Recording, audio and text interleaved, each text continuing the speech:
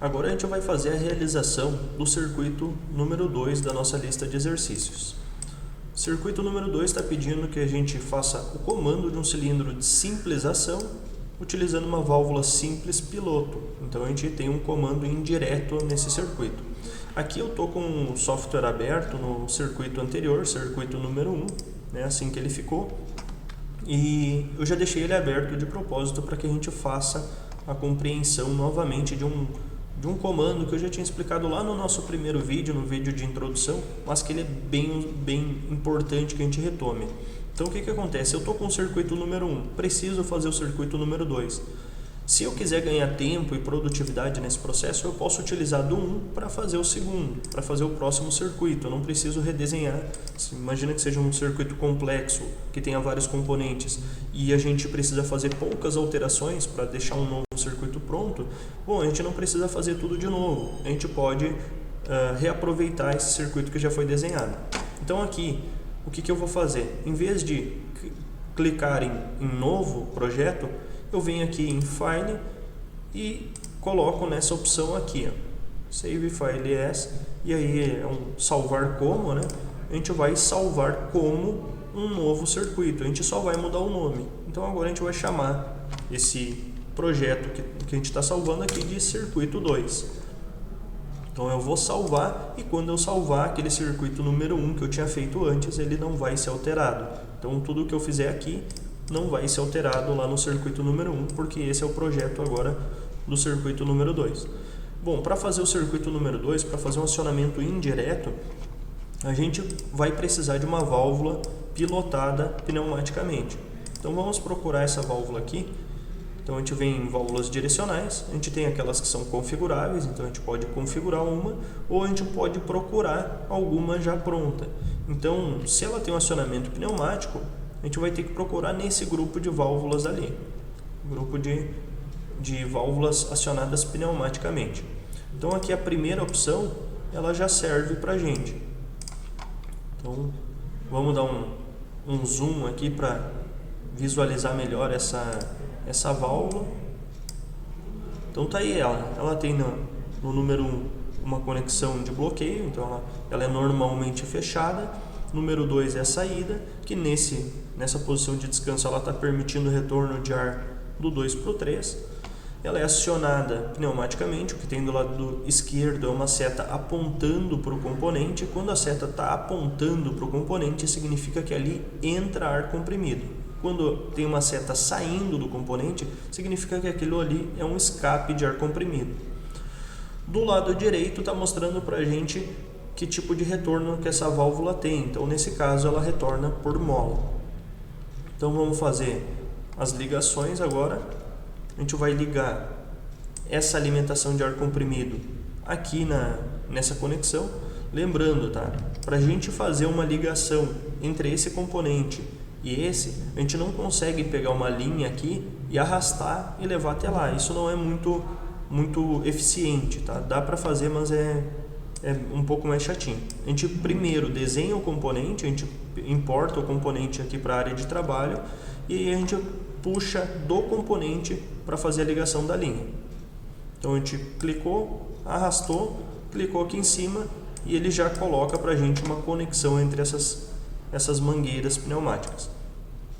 Aqui a gente vai fazer a ligação da válvula que tem o botão de pulso, né? Essa válvula de acionamento, ela que vai acionar a válvula direcional, que vai fazer com que o ar passe lá para o atuador de simples ação, fazendo o acionamento dele, fazendo ele avançar. Bom, por que a gente faz esse circuito e qual é a ideia dele, né? Qual é a função? Os alunos perguntam, né, por que a gente utiliza esse circuito se no anterior a gente queria fazer o atuador avançar e nesse também a gente quer fazer o atuador avançar. Por que utilizar essa válvula direcional? Bom, essa válvula aqui fisicamente a gente encontra ela sendo uma válvula bem pequena, uma válvula como essas ali, né? Ela passa pouco ar por vez, então ela não tem muita vazão. Já essa válvula direcional ela permite mais vazão de ar comprimido. Então, imagine que esse atuador seja um atuador grande. A quantidade de ar comprimido que passa por essa válvula não dá vazão suficiente para encher rapidamente um cilindro pneumático grande. Já essas válvulas direcionais a gente pode ter uma configuração de vazão maior. Essas válvulas aqui são para acionamento. Essas aqui são as válvulas direcionais para utilização, né? Para a gente realmente operar o avanço do cilindro pneumático. Vamos girar essa alimentação de ar comprimido aqui, fazer ela ficar nesse sentido. Bom, aqui a gente já fez o desenho do circuito, então a gente vai simular agora. Percebam que as linhas azuis escuro, elas são onde o ar comprimido já chegou com pressão, né? Ele já tem essa pressão aqui da alimentação de entrada. Se a gente precisa fazer uma configuração diferente de pressão, aqui a gente consegue alterar, né, a pressão do circuito. Então vamos operar essa válvula, ela está acionando essa outra válvula que faz com que o ar passe, fazendo com que o atuador avance. Então vamos ver isso acontecendo, né, de uma forma bem lenta.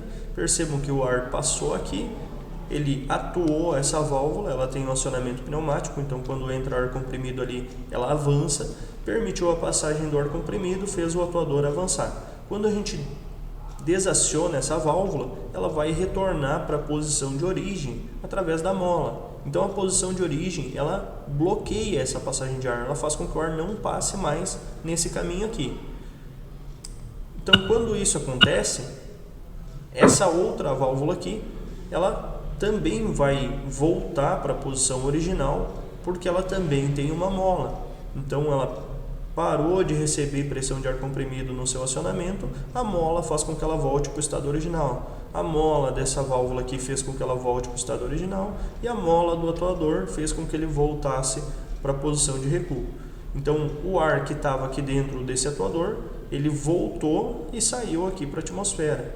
O ar que estava aqui nessa mangueira voltou e saiu por essa válvula, né, através do silenciador. Então tá pronto o nosso segundo exercício.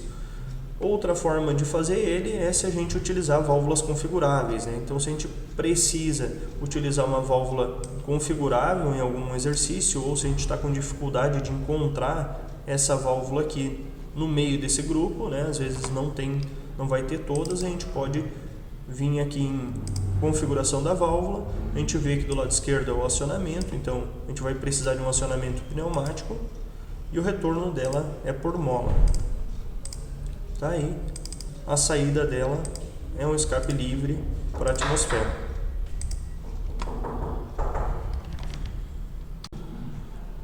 Então, se a gente precisar, né, essa válvula pode substituir essa anterior, a gente pode deletar essa última e colocar essa aqui no lugar. Percebam que a gente colocando o componente aqui no meio, né, o software já entendeu que a gente quer fazer essa ligação. Nas versões anteriores isso não era possível. Então, essa válvula aqui também, a gente pode fazer uma configuração dela, né? A gente pode, da mesma forma, colocar o acionamento aqui manual, o retorno por mola. A gente pode colocar aqui um escape, pode ser ao ar livre ou pode ser através de um silenciador, e substituir essa aqui, né? Vai dar na mesma. A gente pode então ou configurar uma válvula, ou a gente faz a busca aqui, né, através desses grupos de válvulas já prontas.